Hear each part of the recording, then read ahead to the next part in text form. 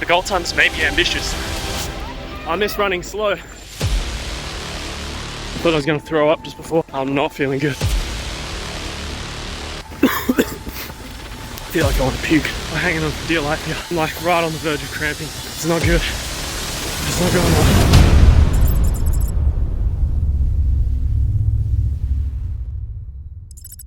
So tomorrow I'm gonna run my first ever marathon. As you can tell, I'm a little nervous. For those of you that didn't know me in high school, which I'm gonna say is probably, hopefully all of you, I was the furthest thing from a runner. Picture me as a kid, just red-faced, huffing and puffing at the back of the pack, just hanging on for dear life in cross country. Or if we ever played soccer in school, I would always end up being the goalkeeper. But Jaden, if you're so awful at running, why the hell did you decide to sign up for a marathon? Well, my decision to sign up for a marathon is actually because of how bad I was at running. I really wanted to pick an ambitious goal that I knew was going to take me way out of my comfort zone. And to give you a better picture of just how much this means to me, I've actually tried getting into running a number of times as an adult, and I've failed miserably every time. When I first started, I had absolutely no idea what I was doing. I'd go maximum effort, absolutely destroy my body, leave myself debilitated for days at a time after each run. I had shin splints, I had a knee injury, and I quit multiple times because I couldn't sustain putting my body through the training. Now, fast forward to last year, and I was still as determined as ever to prove to myself that I could conquer this goal. So I hopped online in a pretty desperate attempt to learn how to do things properly this time. I binged hours of research before realizing that the fitness influencers, running gurus, and scientists were all preaching the same advice. And this one piece of advice turned out to be the secret sauce that changed my relationship with running. Zone 2.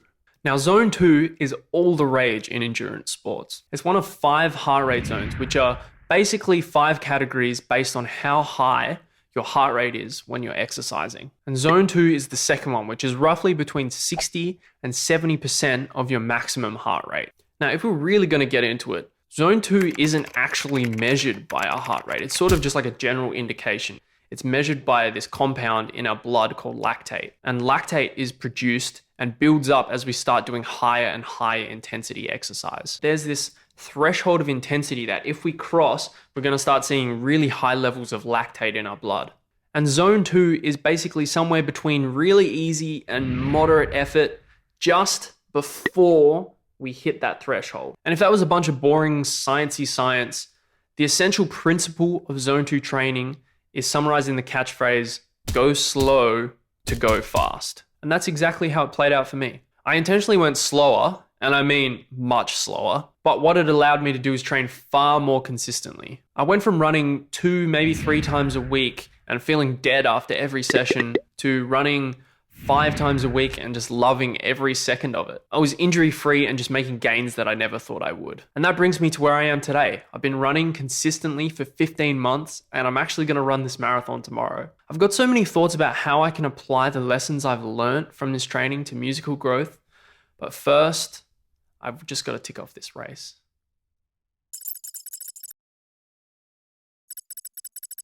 All right, guys, we've made it here at the MCG for the marathon. I'm not gonna lie, I'm pretty nervous.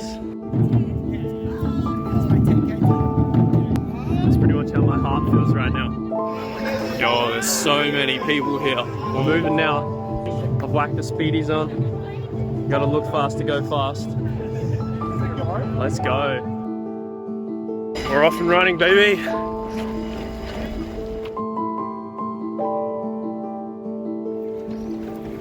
Alright, we're about 6Ks in. Feeling good. Currently just under the goal time, under the goal pace. Feeling pretty locked in, but I'm trying not to get ahead of myself because it's quite literally a marathon, not a sprint, you know? What a day. How good is that? Joe number 1. Let's go. 12Ks up. Feeling all right. Still on the goal time, so pretty happy with that. That's 15K. Starting to feel the pain now. Legs are getting heavy, but we're still on track. Time for gel number 2. We're 90 minutes in, almost halfway there. Here we go. That's the halfway point. Half marathon. We're on track for the time we want, but I'm in a lot of pain. So it's just gonna be about holding on from here. Oh, this is something else. I miss running slow. 24K's done. Turning around now, let's go. Let's get it.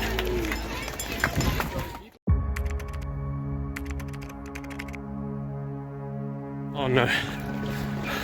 We just ran around the turnaround point. 27K's almost, and I'm not feeling good. My pace has dipped significantly. Thought I was gonna throw up just before, and we've still got like 16K's to go. So quickly, you know, like 1 minute you're flying, and then next thing you know, you're in a world of pain. And your body's like, what are you doing? You're not meant to run this far. We're just about to tick over 30K's on the watch.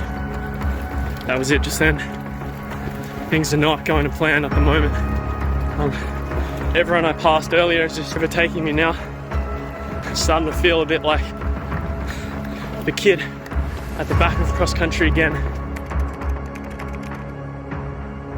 I can't stop coughing. I feel like I want to puke. It's not good. It's not going well. My legs are so heavy. They're just fully numb. We got 8K's to go. I'm just hanging on here. I'm like right on the verge of cramping. Like, this is just insane. I did not expect it to be this brutal.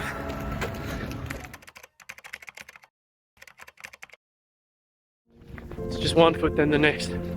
That's all it is. 1 foot then the next. Every step is just shockwaves up the leg. But I can taste the finish. I can just picture it now. I can see the pain on the people's faces around me. People are cramping, people are limping, people are struggling, but it's such an awesome thing because we're seeing the power of the human spirit. And we're all getting to that finish line. 1K to go. Picking up the pace now. I'm gonna leave nothing in the tank here.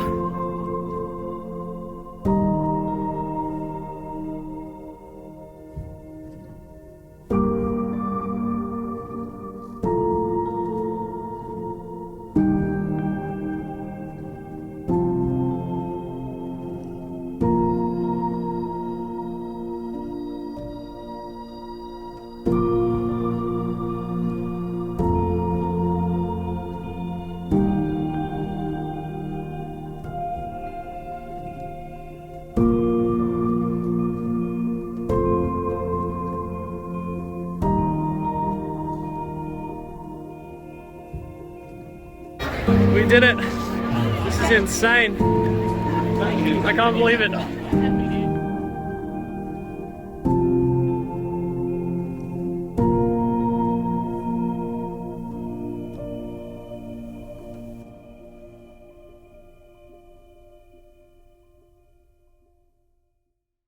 So it's been 1 month since the marathon, and I've had some time to let the dust settle and to reflect on the experience. Firstly, I just want to say I've never put my body through that much physical stress before. And I was looking back at some of the footage, and it might seem like I was being a little bit over dramatic, but honestly, I was struggling that much. Unfortunately, things didn't quite go to plan. I was going so well, I felt so good, and then just like that, I blew up and everything was a real grind from there. I ended up finishing with a time of 3 hours and 54 minutes. So I'm actually very proud of the fact that I went from not running at all to running a marathon in under 4 hours. In a weird way, I think the fact that things started to fall apart a little bit in the middle and that it took a lot of grit and determination for me to get to the finish line, it makes me more proud of the race than if things had gone completely to plan. So this medal is something that I will always cherish. So now to talk about music, which I'm sure is the reason why you're all watching this video. Now, do you guys ever stop and reflect and think about how the best musicians in the world just got so outrageously good? Well, I think about it quite a lot, and I think as musicians we can often fall in this trap of trying to over-optimize our practice. We're always thinking about what to practice and how and when to practice and just trying to tweak these little micro details. But at the end of the day, the best musicians in the world have just spent more time with their instrument than us. And I bet if you asked your favorite musician how they've spent so much time practicing, I can guarantee you that it fundamentally comes down to the fact that they love playing their instrument. They love playing and they love practicing. And the true lesson for me from my running journey is that over a long period of time, consistency is always going to trump intensity. With my running, I only progressed once I was consistent, and in order to achieve that consistency, I needed to slow right down and teach myself to enjoy the process. And the practical takeaway for myself and for you guys is to have a think about what zone 2 is for you guys on your instrument. And for me, that's improvising. So I've been starting my practice sessions with 15-20 minutes of just jamming over a song and improvising, and I've been really enjoying that. And sure, it might not be the most optimized use of my practice time, but at the end of the day, it's getting me to come back and consistently want to keep playing my instrument. For most people, the hardest part of practicing is just setting up the instrument and starting. So I'd encourage you to spend some time reflecting on what it is that you enjoy about your instrument and what you enjoy about practicing. If you can work out what's going to get you to come back to the instrument consistently, day after day, I can guarantee you're going to go far. Anyway, that's all I've got to say. Practice hard, and I will see you next time.